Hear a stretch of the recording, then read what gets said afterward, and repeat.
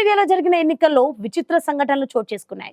అక్కడ ఓటు వేసేందుకు రాజ్యాంగంలో డ్రెస్ కోడ్ గురించి ఎలాంటి నిబంధనలు లేకపోవడంతో అనేక మంది స్విమ్ సూట్లలో వచ్చి ఓటు హక్కు వినియోగించుకున్నారు.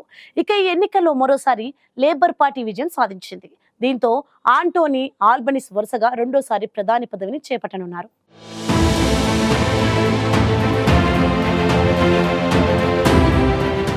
ఆస్ట్రేలియాలో ఇటీవల జరిగిన ఎన్నికల్లో అధికార లేబర్ పార్టీ మరోసారి విజయం సాధించింది. దీంతో ఆంటోనీ ఆల్బనీస్ మరోసారి ప్రధాని పీఠాన్ని దక్కించుకున్నారు. గత 21 సంవత్సరాల్లో వరుసగా రెండోసారి ఆస్ట్రేలియా ప్రధాని పదవిని దక్కించుకున్న నాయకుడిగా ఆల్బనీస్ రికార్డు సృష్టించారు. 150 సీట్లున్న ఆస్ట్రేలియా ప్రతినిధుల సభకు శనివారం జరిగిన ఎన్నికల్లో ప్రతిపక్ష నాయకుడు పీటర్ డట్టన్ను ఆల్బనీస్ ఓడించారు. ఆల్బనీస్ ప్రాతినిధ్యం వహిస్తోన్న అధికార లేబర్ పార్టీ అత్యధికంగా 76 సీట్లను గెలుచుకుని అధికారాన్ని చేపట్టేందుకు సిద్ధమైంది. సంకీర్ణ కూటమి అభ్యర్థులు 36 స్థానాల్లో, స్వతంత్ర అభ్యర్థులు 13 చోట్ల గెలిచే అవకాశాలు ఉన్నాయని ఎన్నికల పరిశీలకులు అంచనాలను విడుదల చేశారు. లేబర్ పార్టీయే ప్రభుత్వాన్ని ఏర్పాటు చేస్తుందని పలు సర్వేలు వెల్లడించాయి. మైనారిటీ ప్రభుత్వాన్ని ఏర్పాటు చేసే అవకాశం కూడా సంకీర్ణ కూటమికి దక్కదని తేల్చి చెప్పాయి. గత ఎన్నికల్లో లేబర్ పార్టీకి 78 సీట్లు వచ్చాయి. ఈసారి 2 సీట్లను కోల్పోయి 76 సీట్లతో సరిపెట్టుకోవలసి వస్తోంది. ఈ నేపథ్యంలో స్వతంత్ర అభ్యర్థులు చిన్న పార్టీల మద్దతును లేబర్ పార్టీకి కూడగట్టనుంది. ఈ నేపథ్యంలోనే తమ ఓటమిని అంగీకరిస్తూ ప్రతిపక్ష నాయకుడు పీటర్ డట్టన్ ప్రకటన విడుదల చేశారు. ఈ ఎన్నికల ప్రచారంలో తాము అనుకున్నంతగా రాణించలేదని డట్టన్ అన్నారు. ఎన్నికల ఫలితాల్లో అది స్పష్టంగా కనిపిస్తోందని, దీనికి తాను పూర్తి బాధ్యత వహిస్తున్నట్లు ప్రకటించారు. ఎన్నికల్లో విజయం సాధించేందుకు అభినందనలు తెలపడానికి తాను ప్రధానికి ఫోన్ చేశానని, ఇది లేబర్ పార్టీకి ఒక చారిత్రాత్మక సందర్భమని డట్టన్ తెలిపారు.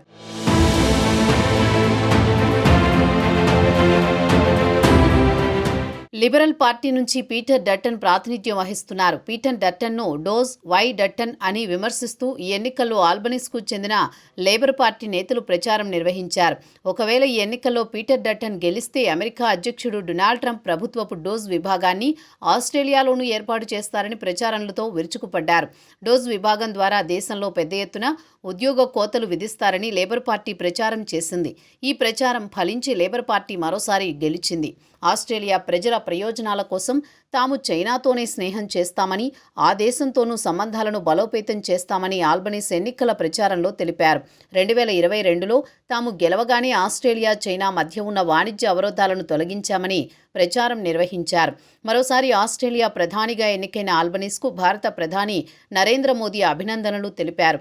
భవిష్యత్తులోనూ ఆల్బనీస్తో కలిసి ఇరు దేశాలు వ్యూహాత్మక భాగస్వామ్యాన్ని బలోపేతం చేస్తానని మోదీ తెలిపారు.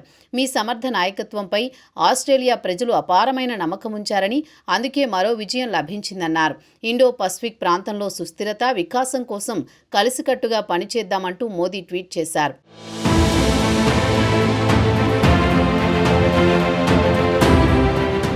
ఇక ఈ ఎన్నికలు పోలింగ్లో ఆసక్తికరమైన సంఘటనలు చోటు చేసుకున్నాయి. ఓటు వేసేందుకు అనేక మంది స్విమ్ సూట్లతో పోలింగ్ కేంద్రాలకు తరలివచ్చారు. మహిళలు స్విమ్ సూట్ ధరించగా పురుషులు కేవలం అండర్వేర్లో వచ్చి ఓటు హక్కును వినియోగించుకున్నారు. దీనికి సంబంధించిన ఫోటోలు సోషల్ మీడియాలో వైరల్ అవుతున్నాయి. ఆస్ట్రేలియా రాజ్యాంగంలో ఓటు వేయడానికి వచ్చేటప్పుడు నిర్దిష్టమైన డ్రెస్ కోడ్ గురించి ప్రస్తావించలేదు. అందుకే ఇక్కడ కొందరు స్విమ్ సూట్లతో వచ్చి ఓటు హక్కును వినియోగించుకుంటారు.